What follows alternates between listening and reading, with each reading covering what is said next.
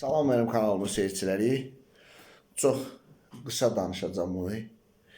Həyat görünən və görünməyən hissələrdən ibarətdir.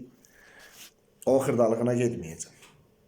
Həyat görünən və görünməyən hissələrdən ibarətdir. Və sən əgər nəysə bir işin qulpundan yapışmaq istəyirsənsə, nəysə bir iş görmək istəyirsənsə, bu şairlərin fələk mələk dediyi qorxusundan fələk deyir ona. Bütün bu həyatı kontrol eləyən, sənin nəysə bir divara mıx vurmaq istəyirsən, heç vaxt, bax, diqqətlə qulaq olsun, mıx özündən gedib o divara girməyəcək, çəkiş ora dəyməyəcək. Sən əziyyət çəkəcəksən, ola bilsin ki, mıx əyildi, ola bilsin ki, əlvə vurdun, bu dəmdə başqa bir şey, problem çıxdı, başa düşürsən?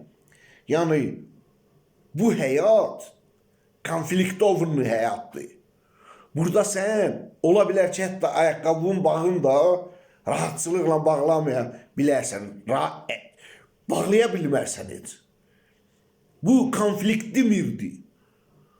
Və bunu nəzərə almaq lazımdır daim, bütün işi görəndə. Yoxsa əsəbindən partlayacaqsan. Ola bilər ki, bax bu lənətə gəlmiş şərəfsiz telefon sözüvə qulaq asmasın. Ola bilsin, avtomobilin sözüvə qulaq asmasın. Bu dəqiqə gətirmirsən servisdən. Ola bilsin, ova getdin, canavarla üzbəyirsən, tüfəng açılmasın. Başa düşürsən? Yəni bu konfliktovun mirdir. Burada rahatçılıqla heç nə yoxdur. Və sən özünü şey eləməklə ki, Bəhmənkəsin oğlu filənkəs görünə rahatçılıqla 10 mərtəbəsi, villası filan. Xeyr. Sən sadəcə bilmədiyin aspektlər var. Bu həyat bir mənalı olaraq konfliktidir. Sən heç neyi rahatçılıqla eləyə bilmərsən.